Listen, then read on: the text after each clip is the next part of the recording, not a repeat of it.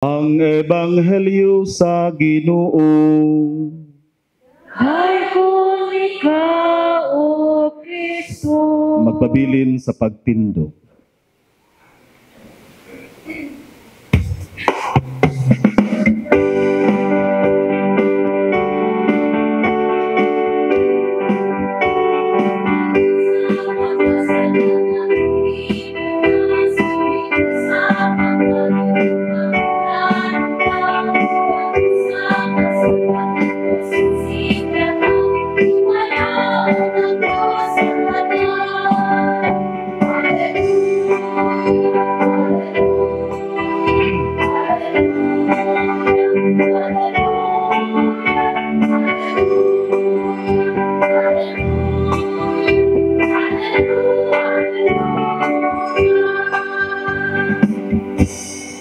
Maglingkod palihog.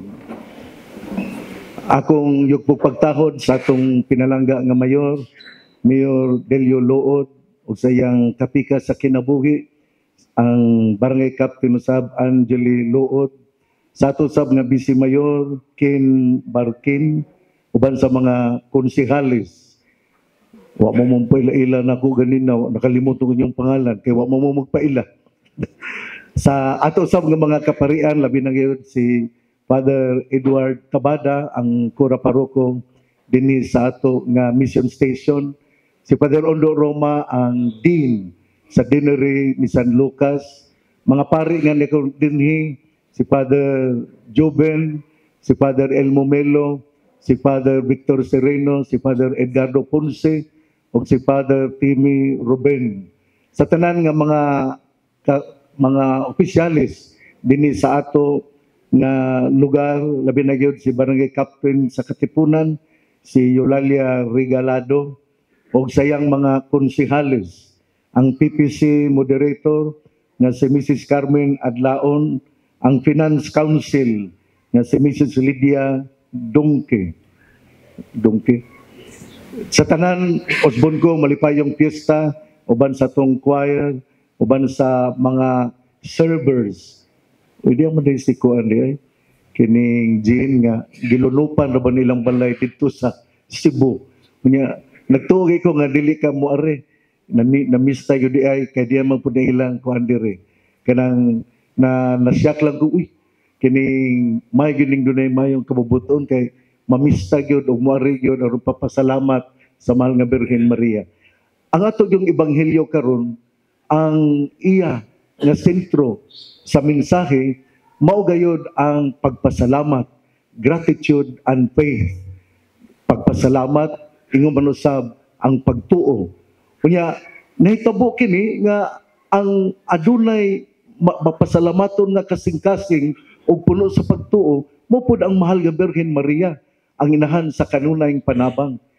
Atong hinumduman nga sa diha nga gisultian siya nga siya manamkon, ang iyang gitubag, my soul proclaims the greatness of the Lord. Ako nga isangyaw ang kadako sa kining kadako sa atong sa Ginoo, kanang the greatness of the Lord. Nya kato nahitabo tungod kay doon naman siya kasing-kasing nga mapasalamaton o doon na pud siya puno sa pagtuo.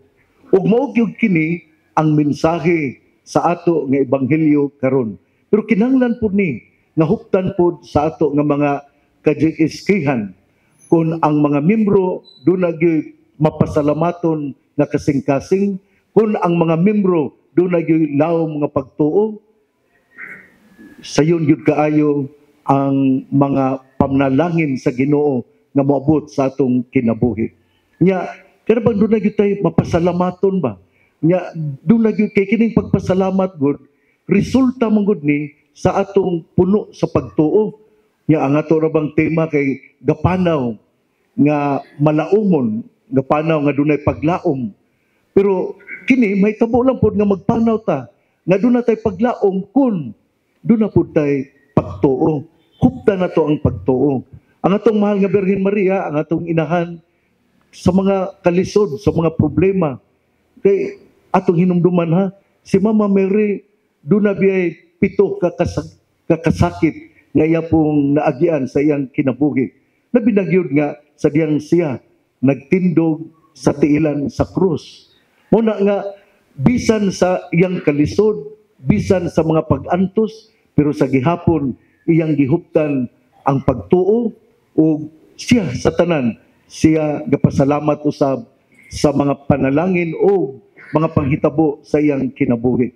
Kitang tanan, kining doon naman yun tayo mga murag failures in life.